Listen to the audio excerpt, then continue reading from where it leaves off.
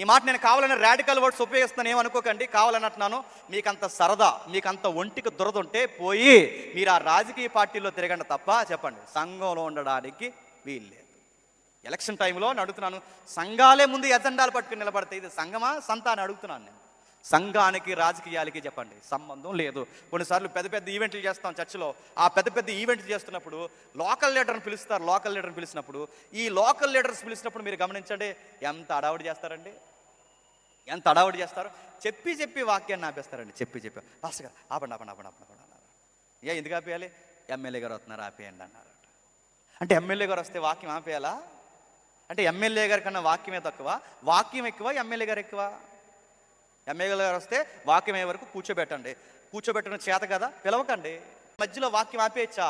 ఒక ఎంపీ వస్తే మధ్యలో వాక్యం ఆపే, స్థానిక పంచాయతీ ప్రెసిడెంట్ వస్తే వాక్యం ఆపేయచ్చా? అవసరమైతే పిలవడం మానే.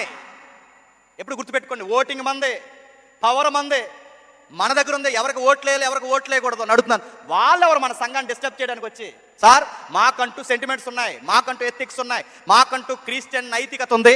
మా విలువలను తక్కువ చేయడానికి మీ అధికారాలు అడ్డం వస్తే మేము ఊరుకోం సార్ అని చెప్పాలి. అలా చెప్పలేనప్పుడు పిలవకో, భయం వేస్తే పిలవకో. నువ్వు పెద్ద ఆయనవైతే పెద్దవైతే అయ్యా మా వాక్యాన్ని తక్కువ చేయడానికి మీరు నీకన్నా నియోజకవర్గం కన్నా మా దేవుని వాక్యమే మా గొప్ప, మా నెత్తి మీద మా దేవుని వాక్యమే ఉండాలని చెప్పాలి. అలా చెప్పలేనప్పుడు పిలవకూడదు.